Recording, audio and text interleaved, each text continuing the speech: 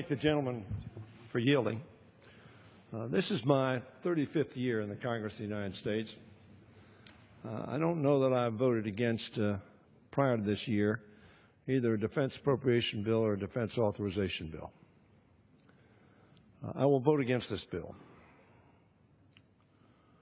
I regret that I will vote against this bill because I regret that we have not gotten ourselves on a fiscally sound path in a bipartisan way that makes this country more secure, not only on the national defense side, but secure on the domestic side as well.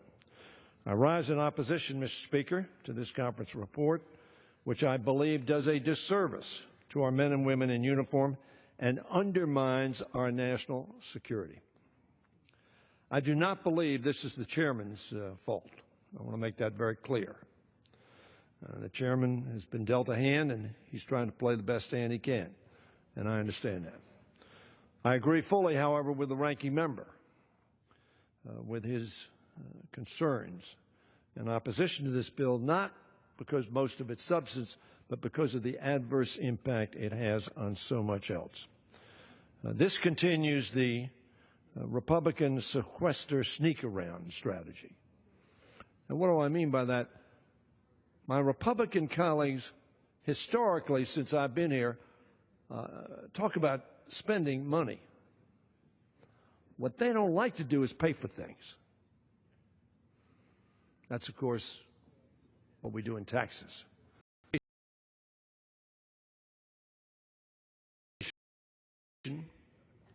Health care,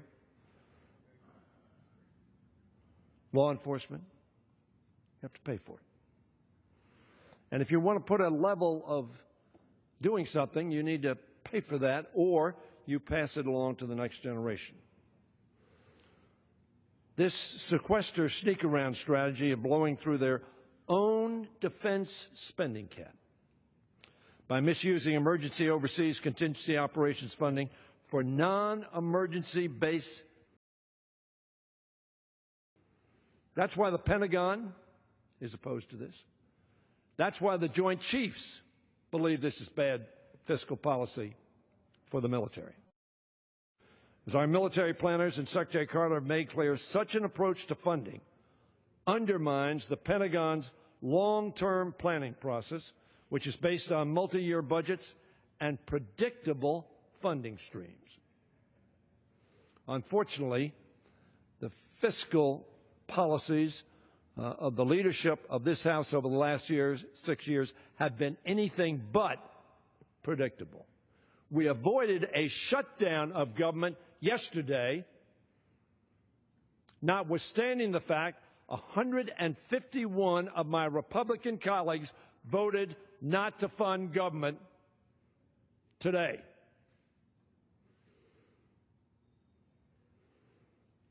Only Democrats ensured the fact that we kept the government open. 91 Republicans voted with us, but that was far less than half of their caucus.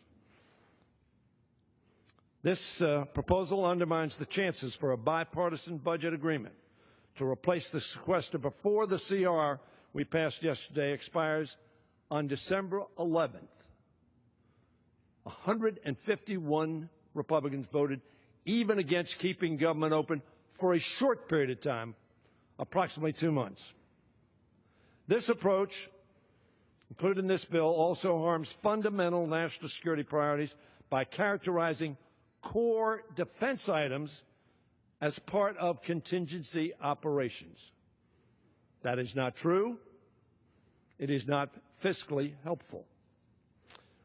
This includes the Iron Dome missile defense programs and all other U.S.-Israel joint missile defense programs that helps Israel protect civilians from Hamas and Hezbollah rockets. A report continues to prevent the administration from closing the detention facility at Guantanamo Bay, which remains a recruiting tool for terrorists and undermine America's role as a beacon of constitutional rights and freedoms around the world. Meanwhile, we're spending $2.4 million per detainee every year for those we hold in Guantanamo. I yield the gentleman an additional minute. The ranking member of the Armed Services Committee opposes this bill strongly, as do members of that committee.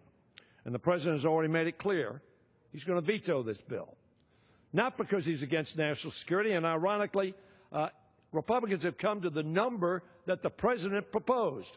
There's a difference. The President paid for his number. He didn't pass it along to our children. We must recognize this conference report for what it is: a vehicle for partisan messaging and an instrument for breaking with the Murray-Ryan principle of parity in defense and non-defense sequester relief. It's not a bill that makes America safer and a stronger force for justice around the world.